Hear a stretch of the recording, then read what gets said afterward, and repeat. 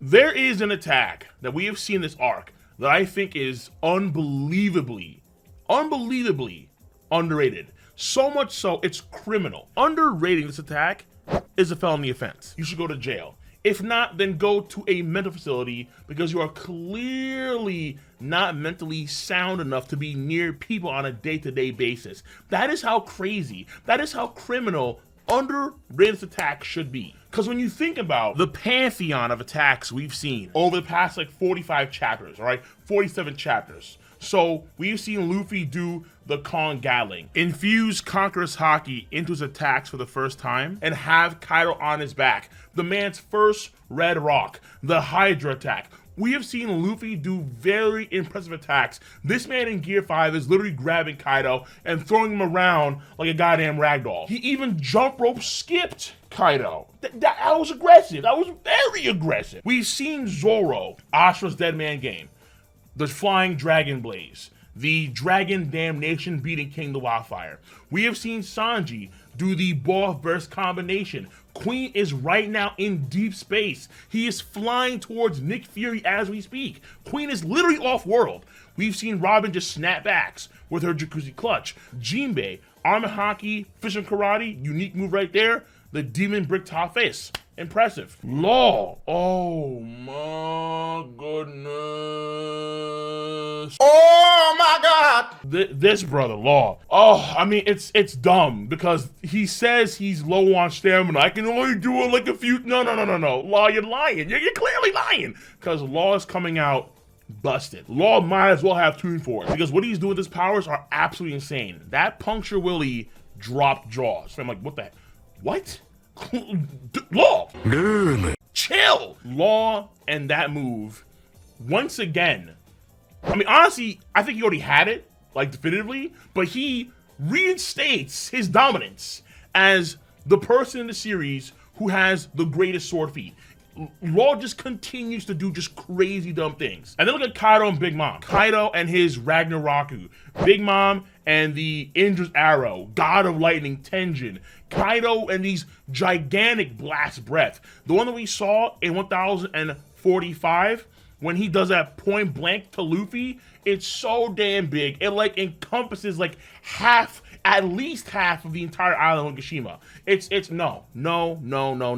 We have seen absurd attacks across the board from so many different characters in this arc.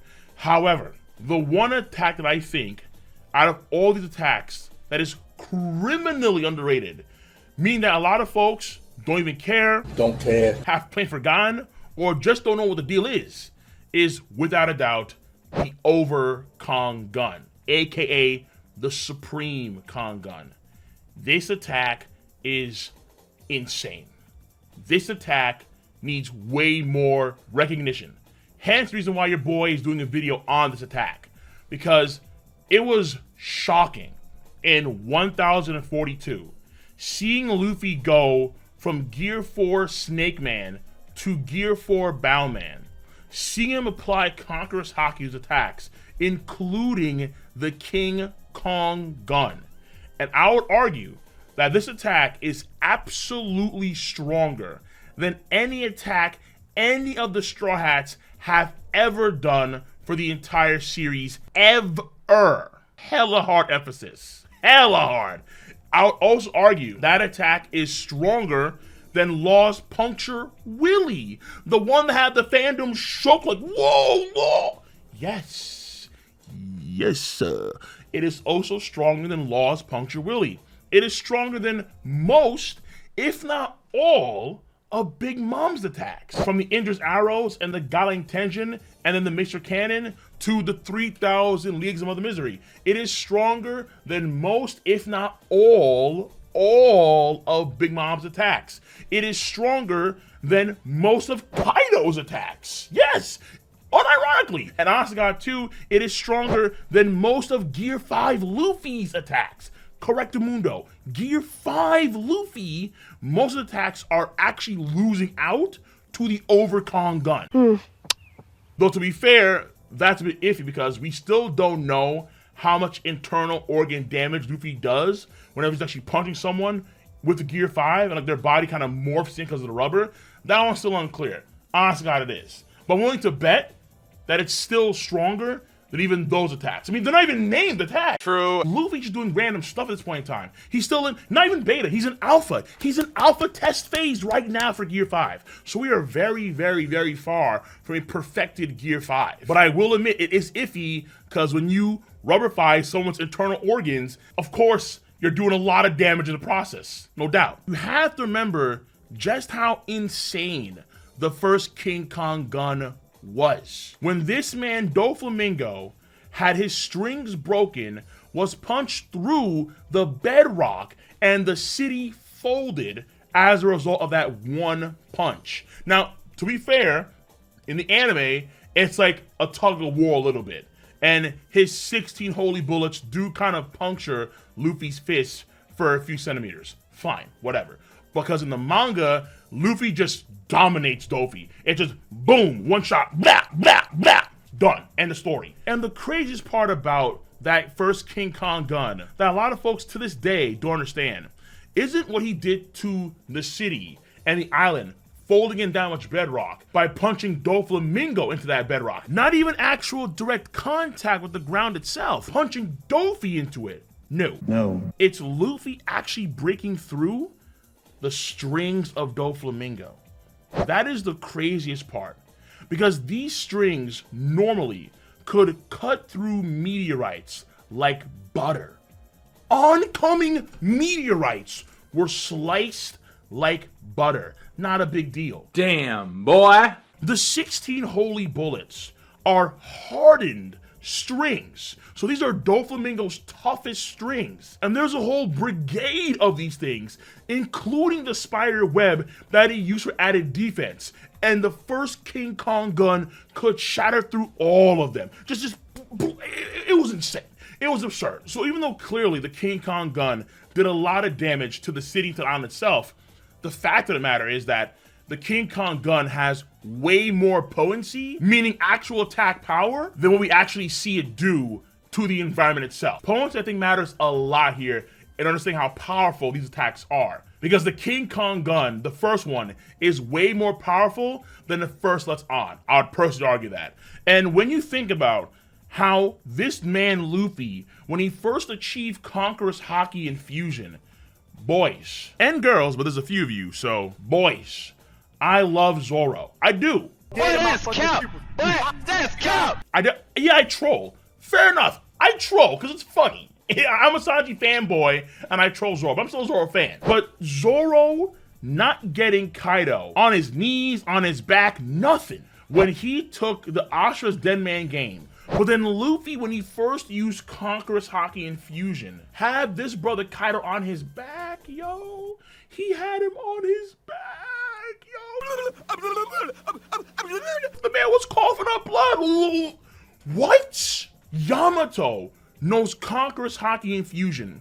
She's been using it for a lot longer than Luffy has. And Yamato gives this man a Thunder Boggle, like the same one that freaking knocked out Ulti. Even more so, you can argue, because she's in hybrid form. And this man, Kyle, just eats that with like a blood drop on his face. That's it. That is all we see in chapter 1025. When her Mirror Mountain shatters, all we see is one blood drop on Kaido's forehead. The level of damage that her Conqueror Haki infused attacks could do against her own father weren't much compared to Luffy, who was just disgusting. Luffy's COC is just nuts how powerful it is. And you're gonna tell that too, because when him and Kaido clash, they split the sky. And for Yamato, that also like legendary action, even though both Yamato and Luffy can use Conqueror's Haki Infusion. There are clearly levels within the Conqueror's Haki Infusion camp. So when Kaido says that there is a scant few that can use Conqueror's Haki Infusion, there is a scant few that can be as powerful as Luffy with Conqueror's Haki Infusion. He combines that busted attack power and potency with the King Kong gun. Good day, sir! Boys. And some girls. Dosta. If Doflamingo if Doflamingo took an over Supreme? Like Supreme Dreams, the channel? This place gonna blow up or something? You catch me? A Supreme Kangun?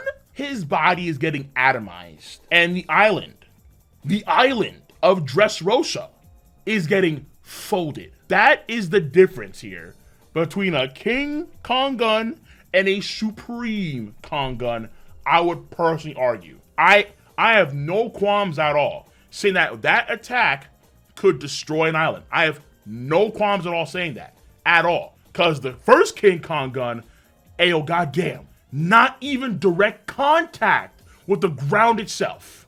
Through strings that could cut through meteorites like butter. The Supreme version? Oh. Now, of course, it's all in the potency. We see Kaido eat the Supreme Kangun, and this brother just rebounds. Jesus Christ, Kaido. This brother just... Kaido's something else, man. But I'll put it like this. An attack like the Flying Dragon Blaze that Zoro does can destroy the horn of Onigashima. And it's a clearly powerful attack, but it's not as powerful as the Ashra Dead Man game. That is very obvious since Zoro himself says, Kaido, that's my best shot. But there are some folks out there that honestly believe that the Flying Dragon Blaze was stronger than the Ashra's Dead Man game, which is insane. But you can kind of understand why they think this, because it does look better than Zoro's Ashra Dead Man game, and without any context, you would assume that it is better, when with the context, it's clearly not. It's the same concept here with the Over Kangun. Because Kaido can rebound so quickly, it makes it feel like it's not that good of an attack compared to some other attacks that Luffy has done in this arc. Personally, I think that is the wrong way to actually gauge things. So, at this point in time, potency matters for damn sure. And the Over Kangun is stronger than 99% of the attacks you've seen the entire series. Not just Wano Country, but the entire series. I think it beats out almost every attack we've seen Whitebeard do Marine Ford War. Like, actually, I would say that comfortably. Comfortably. Now, I may be a stretch here because he did tilt the thing and the oceans did flip. Fair enough, fine. But I'm going to say, for the time being, most of the attacks. But to be on the safe side, let's ignore that, okay? Ignore that. Let's focus on Wano Country in this arc. In this arc right now, there are 4 attacks I can say that are better than the Over Kangun, or at least equal the Over Kangun.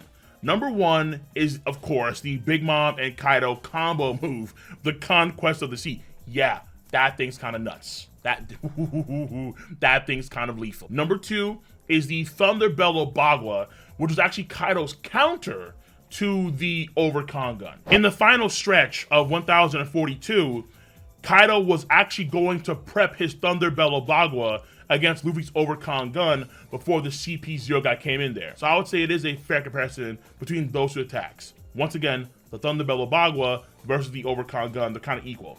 Number 3 is going to be the Death Destroyer Thunder Bagua, which I think is a higher level Thunder Bagua compared to the Thunder Bellow Bagua, because that one is in reference to the Wisdom King that actually destroyed the God of Death, Enma. So you have Ragnarok, Thunder Bellow Bagua, then Death Destroyer Thunder Bagua. In that order, I would argue. And then finally, the Gear 5 Yahweh Fist at the end of the latest chapter, One Piece 1047. Yes. Yeah, okay. Because it looks like he's actually putting a lot of hockey, probably also Conqueror's hockey as well, into this island-sized punch. So even though it has the clear visibility of destroying an island, that punch has the potency to destroy multiple islands. Minimum. Honest God. This is Brother Monkey D. Woo! When you look at that punch, and then you envision the red line that goes around the planet, ayo, saddle up, boys. Oh my God. End the series, Luffy? Saddle up. But please, respect the Over Kangun. It is absolutely disgusting.